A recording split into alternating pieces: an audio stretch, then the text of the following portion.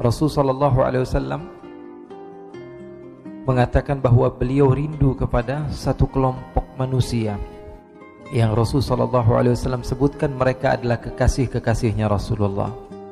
Sahabat bertanya, "Ya Rasulullah, bukankah kami adalah kekasihmu?" Maka Rasul sallallahu alaihi wasallam katakan, "Kekasihku nanti hidup di akhir zaman.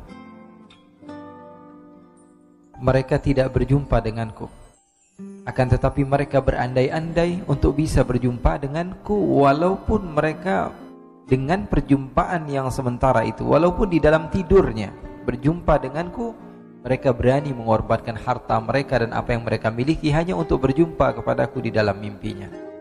Dan kita berharap kita termasuk orang-orang yang mencintai Rasul sallallahu alaihi wasallam dan berharap bisa berjumpa dengan Rasul sallallahu alaihi wasallam. Karena Rasul sallallahu alaihi wasallam mengatakan, man ra'ani fil manam fa innahu yarani."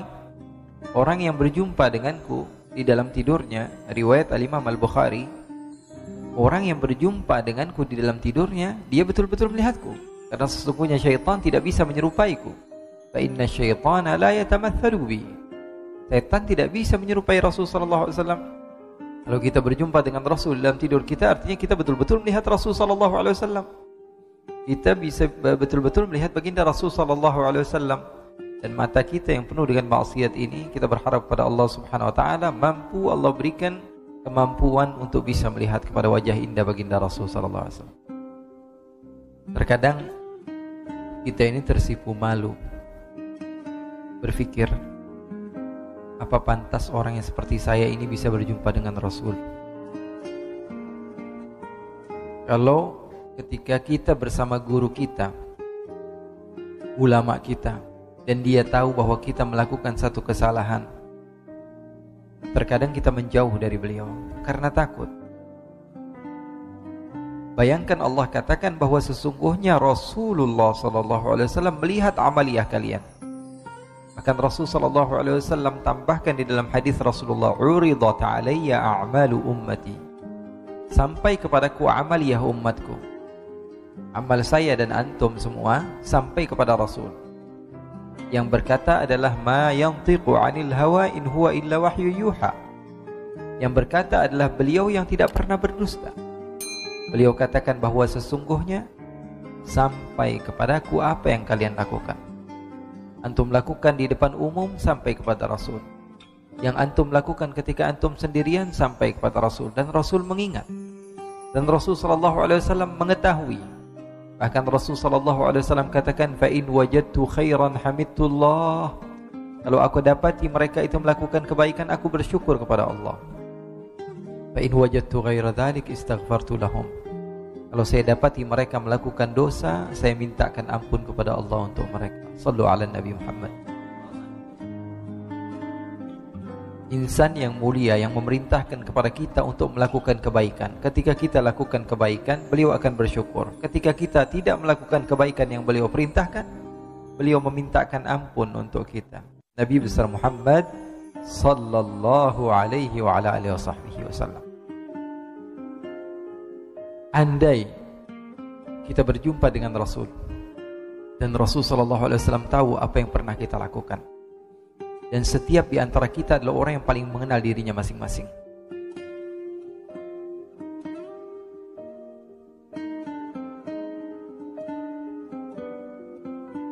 apa yang kira-kira akan kita lakukan? Mungkin kita akan bersembunyi dari Rasul sallallahu alaihi wasallam. Mungkin kita akan lari dari Rasul sallallahu alaihi wasallam.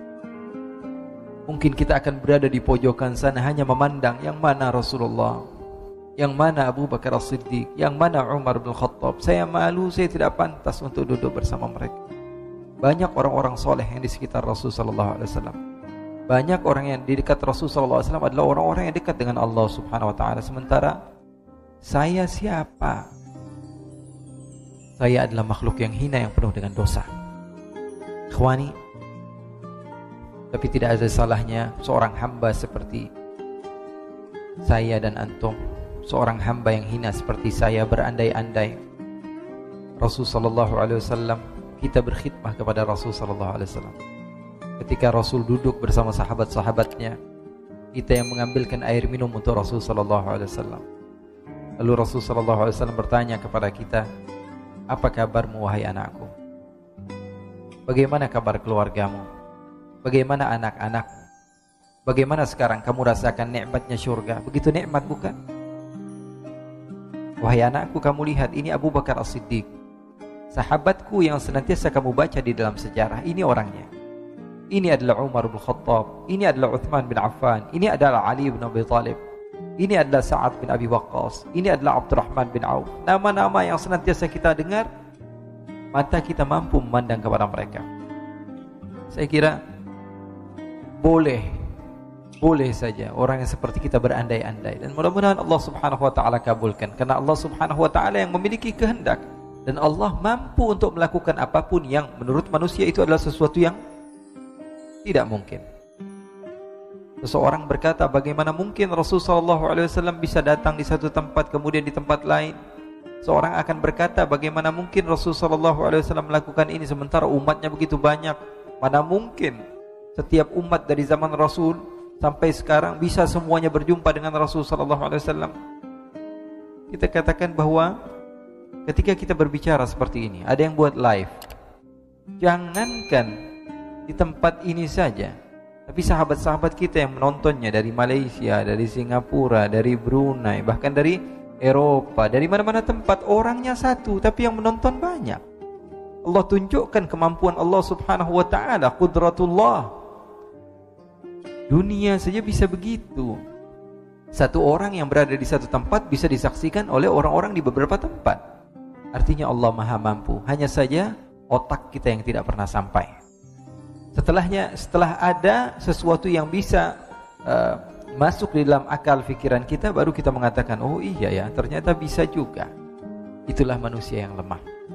Oleh karena itu, ikhwani, akhwat yang dimuliakan oleh Allah Subhanahu wa taala, kita bersyukur karena kita termasuk hamba-hamba Allah yang mau mengingat Rasulullah. Tentu kita datang ke tempat ini untuk mendengar kisah Rasulullah, untuk mendengar sejarah Rasulullah. Dibacakan tadi Maulid Al-Barzanji. Maulid itu tidak lain hanya sejarah Rasul sallallahu alaihi wasallam yang dibacakan. Makanya kalau ada sebagian sahabat kita yang tidak suka dengan Maulid Nabi Muhammad sallallahu alaihi wasallam, jangan salahkan mereka, tapi rubah namanya saja. Ya. Ini bukan Maulid Nabi, tapi kajian sejarah Nabi. Dibaca bahasa Arabnya, kemudian disyarahkan oleh pembicaranya. Artinya apa? Tidak ada bezanya, tidak ada bedanya. Sama saja seperti kajian-kajian lainnya. Yang kita perlukan saat ini adalah mengenalkan orang lain kepada Rasulullah SAW.